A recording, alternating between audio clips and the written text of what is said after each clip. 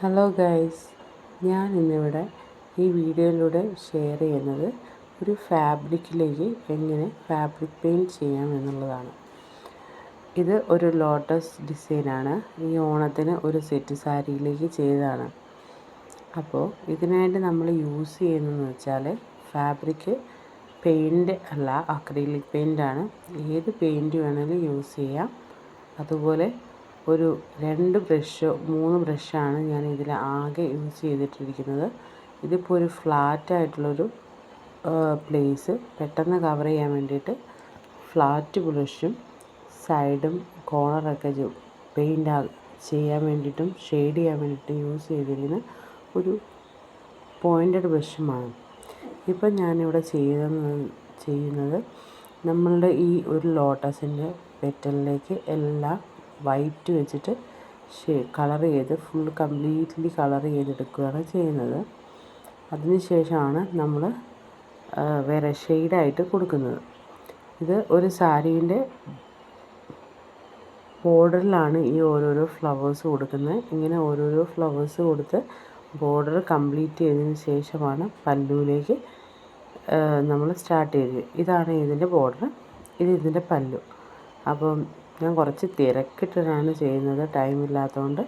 അപ്പോൾ ഇതും അതുപോലെ തന്നെ സാരീൻ്റെ പല്ലുവിലേക്ക് നമ്മളിപ്പോൾ വൈറ്റ് വെച്ചിട്ട് ഒരു ഫ്ലവറിൻ്റെ പെറ്റൽസൊക്കെ ഫില്ല് ചെയ്ത് കൊടുക്കുകയാണ് ചെയ്യുന്നത്. അപ്പോൾ ഈ ഒരു ഡിസൈൻ നമ്മളുടെ ഓണത്തിന് ഇപ്രാവശ്യം ഭയങ്കര ട്രെൻഡി ആയിട്ട് പോയിക്കൊണ്ടിരുന്ന ഒരു ഡിസൈനാണ്. ഈ ഒരു മെത്തേഡ് ഉപയോഗിച്ചിട്ട് നിങ്ങൾക്ക് ഫ്ലവറോ എന്ത് വേണമെങ്കിൽ നിങ്ങൾക്ക് ഈസി ആയിട്ട് ചെയ്തെടുക്കാൻ കഴിയും. ഇങ്ങനെ ആണ് പല്ലുവിലേക്ക് ചെയ്തിരിക്കുന്നത്.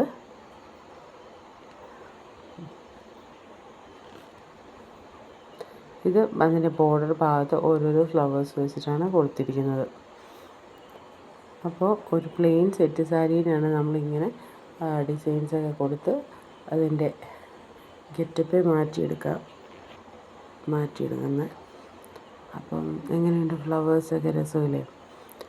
ഇനി നമുക്ക് വേറൊരു മെത്തേഡിലാണ് ഞാൻ ചെയ്യാൻ പോകുന്നത്.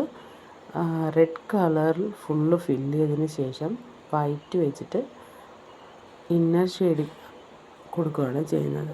ഇതുപോലെ വൈറ്റ് വെച്ചിട്ട് ചെയ്യുമ്പോൾ നമുക്ക് ആ ഒരു ഫ്ലവറിൻ്റെ ലൈഫ് കിട്ടും. ഒരു നാച്ചുറാലിറ്റി കിട്ടുന്നതിനും ഒരു 3D ഇഫക്റ്റ് കിട്ടുന്നതിനുമൊക്കെ യൂസ് ചെയ്യും.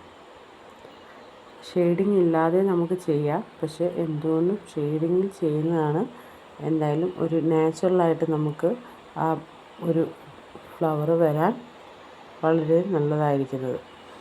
അപ്പം ഇങ്ങനെയാണ് നമ്മൾ ഇതിൻ്റെ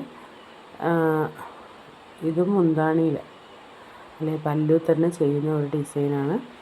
ഇങ്ങനെയാണ് നമ്മൾ കംപ്ലീറ്റ് ചെയ്തിരിക്കുന്നത് ഷെയ്ഡിങ്ങിലൂടെ.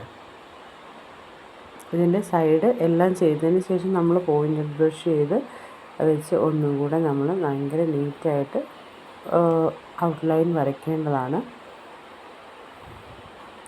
ഇതുപോലെ വൈറ്റ് ഉപയോഗിച്ച് ഷെയ്ഡ് ചെയ്ത് കംപ്ലീറ്റ് ചെയ്യുകയാണ് ചെയ്യുന്നത്. ഇങ്ങനെ ഓരോരോ ഫ്ലവേഴ്സും ലാസ്റ്റത്തെ പെറ്റൽസിലാണ് ഇപ്പോൾ ഞാൻ ഷെയ്ഡ് ചെയ്തുകൊണ്ടിരിക്കുന്നത്. ഫസ്റ്റ് പ്ലെയിൻ റെഡ് കൊടുത്തതിൽ നിന്നും വളരെയധികം വ്യത്യാസമില്ല. ഇങ്ങനെ ഷെയ്ഡ് കൊടുക്കുമ്പോൾ ഇങ്ങനെ ചെയ്തിട്ടുണ്ടെങ്കിൽ കുറച്ചും കൂടെ ഒരു നല്ല ഒരു ഫീലിംഗ് കിട്ടാനും ഒരു നാച്ചുറൽ ലുക്ക് കിട്ടാനും നമ്മളെ ഹെൽപ്പ് ചെയ്യും. അപ്പോൾ ഇത് ഭയങ്കര ഈസിയാണ്. വരയ്ക്കാൻ അറിയാത്തവർക്കും ഒരു പിക്ചർ നിങ്ങൾക്ക് ഇതുപോലെ ട്രേസ് ചെയ്തിട്ട് അതിലേക്ക് ഇതുപോലെ പെയിൻറ്റ് ചെയ്യാൻ പറ്റും. ഇനി ബിഗിനേഴ്സിന് വരെ ഭയങ്കര ഈസി ആയിട്ട് ചെയ്യാൻ പറ്റുന്ന ഒരു ഫ്ലവറാണിത്. ഇനി ഞാൻ ഈ ചാനലിൽ ഇതുപോലെയുള്ള ഫാബ്രിക് പെയിൻറ്റിങ് ക്ലാസ്സുകളും ട്യൂട്ടോറിയൽസും ഒക്കെ ആഡ് ചെയ്യുന്നതാണ്. അപ്പോൾ എല്ലാവരും വാച്ച് ചെയ്യുക, സബ്സ്ക്രൈബ് ചെയ്യുക, ഷെയർ ചെയ്യുക. ഇതാണ് ഇതിൻ്റെ എൻഡ് ലുക്ക് വന്നിരിക്കുന്നത്. ഇത് സാരിയിലെ പല്ലുവിൽ ചെയ്തിരിക്കുന്ന ഫ്ലവേഴ്സാണ്. 2 മെത്തേഡിലുള്ള ഫ്ലവേഴ്സ് ഞാനിവിടെ ഉൾപ്പെടുത്തിയിട്ടുണ്ട്. എങ്ങനെയുണ്ട് എൻ്റെ പെയിൻറ്റിങ്സ്? എല്ലാവരും കമൻറ്റ് ചെയ്യണേ.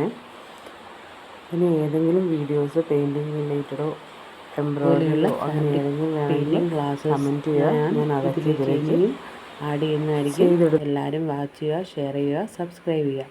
Thank you for watching.